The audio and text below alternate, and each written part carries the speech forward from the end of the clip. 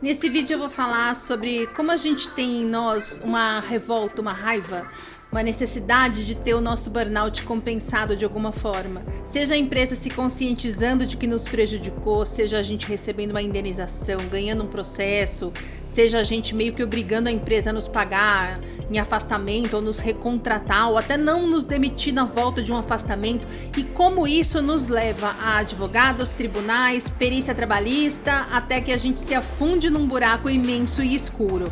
A gente muitas vezes ganha um processo, mas perde a nossa capacidade de ter uma vida profissional funcional, porque a sobrecarga, o estresse, o trauma e a nossa autoestima que vai pro ralo constrói uma nova pessoa em nós, a pessoa que nunca mais vai se recuperar de um burnout.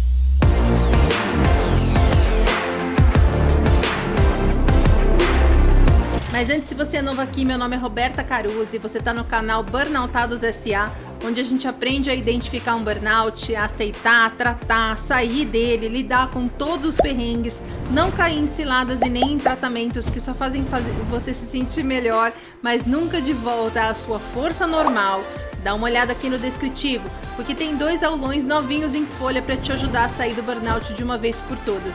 O aulão Tem o Burnout e Agora, e o aulão Estilo de Vida no Burnout, que tem um módulo sobre alimentação onde estão inseridos os 2 aulões que estavam à venda até janeiro, o aulão da desbiose intestinal e o aulão Como o Açúcar Piora Seu Burnout. Tem um link no descritivo para você entender exatamente o que tem em cada aulão, se são deles que você precisa agora. Nós temos também um canal de aulas que já tem mais de 60 aulas, e a aula 67 saiu quinta passada, falando sobre a questão ninguém me ajuda, ninguém me entende, eu tenho que fazer tudo sozinho, um grande clássico do burnout. Temos um livro que traz as primeiras 50 aulas e mais uma introdução chamada Precisamos Falar sobre Burnout, que você pode ler gratuitamente acessando a versão digital do livro na Amazon, que vai te dar uma noção do meu pensamento sobre burnout, para entender se você está alinhado com o que eu penso. Temos um podcast onde você encontra não só os áudios dos vídeos de domingo aqui do canal e os áudios das aulas lá do outro canal, mas também um quadro onde eu leio os depoimentos de outros burnoutados e comento, oriento, dou bronca quando precisa, mas te ajudo a se achar no meio do caos emocional e da má orientação que os médicos e psicólogos, na sua maioria, nos dão. E bora pro vídeo. É normal e humano que a gente não queira sentir desamparo, que a gente queira ser acolhido e validado, mas quando a gente pega um humano e acrescenta a ele um burnout, o normal passa a ser que a gente tenha uma necessidade de que acreditem na gente, de que nos ajudem de alguma forma. Isso por conta de 2 motivos, sendo o primeiro que o burnoutado necessariamente tem uma carência de ser validado, por isso é tão insuportável para nós o julgamento dos outros, e o segundo motivo sendo que tem no burnoutado também um grande vitimismo. E não, eu não estou falando do vitimismo sob a ótica neoliberal, aquela que entende que a sua dor, se não dói em mim, é mimimi. Eu tô falando do vitimismo real, aquele que faz com que a gente se sinta injustiçado, sobrecarregado e sem saída, que nos faz nos eximir da responsabilidade que a gente tem sobre as nossas escolhas. Eu tô falando de você que acha que a culpa é da empresa ou do capitalismo, mas não tá conseguindo ver que você também tem uma parcela de responsabilidade, e que eu não tô falando que a culpa é sua. Eu vou deixar um vídeo na tela final sobre isso, para você entender melhor. E quem nunca? Então, quando a gente chega num burnout, a gente se vê sedento por validação e recebendo invalidação de todo lado, né? Porque a família falando que a gente é preguiçoso, os amigos se afastando, achando que a gente tá biruta, os terapeutas falando que a gente tem que voltar pro trabalho e os médicos jurando juradinho que é tudo coisa da nossa cabeça. Você soma tudo isso que eu falei até aqui e você tem o clássico burnoutado, a pessoa que quer processar a empresa, que pede afastamento, mudança de setor, redução de carga horária, mas não larga o osso. Ela quer indenização, ela quer um pedido de desculpa, muitas vezes estando amargurado, ressentido, falando que, poxa, não é justo eu sair de mãos abanando depois de tudo que eu fiz por aquela empresa e de tudo que eles fizeram comigo. Por que que isso vem na gente? Porque a gente deu o nosso melhor, a gente se comprometeu, a gente se sacrificou, a gente lutou pra caramba, a gente ouviu a vida inteira que se a gente fizesse isso, tudo bonitinho, corretinho, a gente ia ser feliz no trabalho, no casamento, em tudo na vida. E a gente tá se vendo, depois de tanto esforço, sem nada, e ainda sofrendo assédio moral de tudo quanto é parte. Que é preguiça, que é frescura, que a gente está fazendo drama, que a gente não quer trabalhar, que é coisa da nossa cabeça. A gente está ouvindo soluções simples para um problema que a gente sabe que é complexo, vendo olhinhos se revirarem e deboche nos risinhos das pessoas. Em paralelo, quando a gente começa a procurar algum conteúdo que nos ampare, que nos acolha, a gente encontra metade da internet falando que a culpa é nossa e metade falando que a culpa é do sistema. E aí é natural e humano que a gente comece a ver sentido no que estão falando sobre a culpa ser da empresa, do governo, porque o trabalhador não tem apoio. É muito natural, porque é verdade. Mas a cilada aqui está no seguinte, é verdade, mas não é toda a verdade. Esse tipo de pensamento, reforçado pelo fardo psicossocial da pobreza, ou seja, vamos simplificar aqui, que o foco do burnoutado é ruim durante muito tempo. Esse pensamento de que o trabalhador é oprimido pelo sistema de trabalho e que ele não pode fazer nada é intimamente ligado a um pensamento que domina as pessoas num país com uma desigualdade social severa como o nosso. O pensamento de que não importa o esforço que eu faça, a vida não melhora, porque pobre nasceu para sofrer enquanto vê os ricos se darem bem. Qual é meu ponto aqui? Que quem burnout em 99% das vezes vai cair na tentação de tentar ter uma compensação da empresa, já que entende que a culpa é exclusivamente deles. E aí começa afastamento, perícia, processo trabalhista, laudo médico. Tá errado? Não, é o seu direito. Mas eu acho que a gente precisa falar sobre as consequências disso tudo na sua saúde física e mental. Todo brasileiro já ouviu recomendações diversas sobre como se portar sendo vítima de um assalto. Basicamente o que falam pra gente é que a gente não reaja, que a gente não tente recuperar bolsa, celular, simplesmente deixa o cara levar tudo. Nossa mãe, nosso pai, nossa avó, todos já falaram pra gente em 57 ocasiões diferentes, no mínimo, que o importante é a gente garantir ali que a gente não vai tomar um tiro. O resto depois a gente recupera, certo? Ou seja, sua vida não vale sua carteira, suas joias, sua moto, seu celular, por mais que a subtração daquele item vá foder completamente a sua vida. Porque a outra opção que você tem ali é você tomar um tiro e ficar sem a sua vida ou vivendo, mas com algum problema muito sério, que aí sim vai te impossibilitar de se recuperar daquilo. Vamos ampliar isso para uma situação mais complexa e mais passional.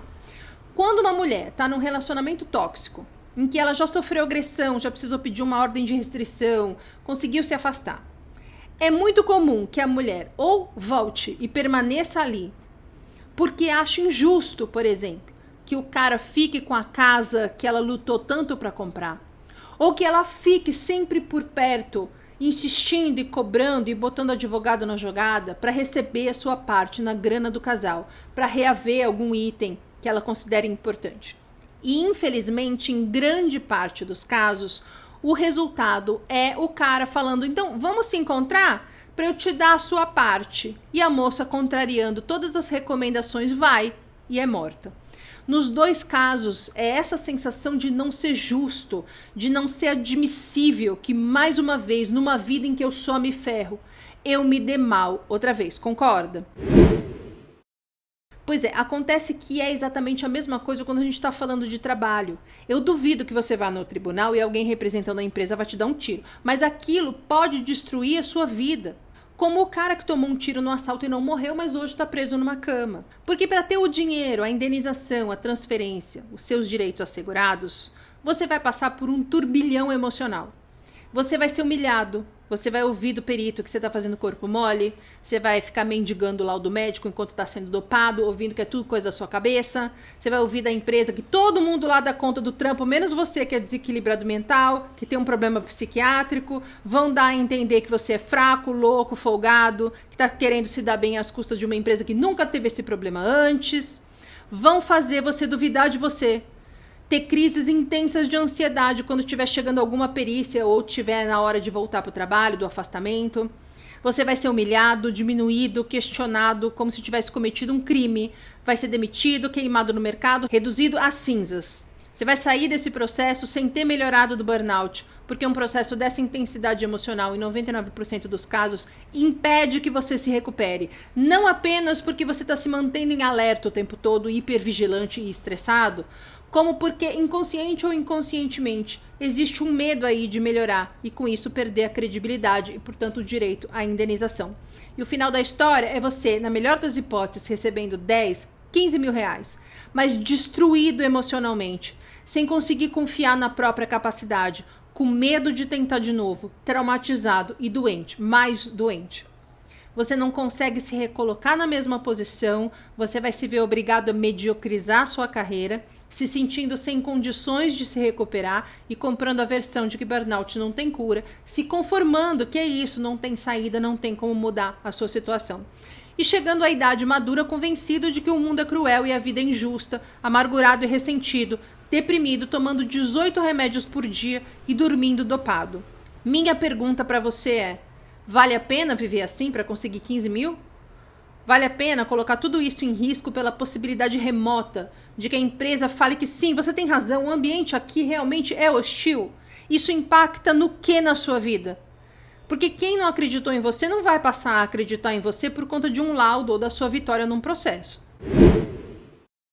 E no final das contas, a parte mais importante de tudo, que é você sair do burnout, ficou para trás, não aconteceu, deixou de existir. Vale a pena? Você acha que vale a pena? Vale a pena arriscar a sua qualidade de vida, sua força, sua saúde mental, sua autoimagem, sua sanidade, seu equilíbrio emocional para passar por isso? Você precisa entender a sua responsabilidade sobre a sua vida, porque quando a gente entende que a vida é feita de escolhas e a gente assume o compromisso de nos responsabilizar pelas consequências das escolhas que nós fazemos, ao invés de ficar pondo a culpa em Deus, no azar, no capitalismo, na direita, na esquerda ou no sistema trabalhista, a gente consegue ver que o melhor a fazer é o que o burnout nos pede. O melhor a fazer é o que a gente precisa fazer para que o burnout vá embora. Aprender a ir atrás das soluções, entender o nosso valor, a nossa capacidade, parar de ficar tentando ser validado pelos outros. Vale essa merda toda para que você possa falar, mas eu ganhei o processo, eu tenho mesmo burnout, para quem vai pensar, que bela desculpa que ele arrumou aí para ser um folgado encostado? Eu acho que não vale. Eu acho que o melhor que você tem a fazer é cuidar da sua vida, parar de ficar dependendo do governo, do perito, do patrão. Quer processar a empresa? Processa, mas vai cuidar da sua vida, não fica pensando nisso, não fica dependendo do resultado de um processo ou de uma perícia para ver o que você vai fazer da sua vida. Porque isso te joga num lugar de vítima impotente que não pode resolver nada da própria vida, que fica esperando para ver o que os outros vão decidir da sua vida para você. E essa pessoa, essa criança, essa vítima nunca vai conseguir sair de um burnout, porque eu vivo dizendo aqui que o que mais estressa uma pessoa é a sensação de impotência diante da vida, de achar que não tem o que você possa fazer para sair daquela situação. E isso é uma consequência de você não entender a responsabilidade que você tem no resultado, nas consequências das escolhas que você faz na vida. E por mais que você se sinta sem saída e sem opção, tudo na vida é uma escolha. Então, meu amigo, tira o foco do dinheiro e coloca o foco na saúde. Ai, mas sem dinheiro eu não consigo me tratar. Vê esse vídeo que eu deixei aqui na tela final sobre se tratar sem grana. E aprenda a fazer melhores escolhas. É assim que a gente cresce, é assim que a gente se cura, é assim que a gente sai do burnout.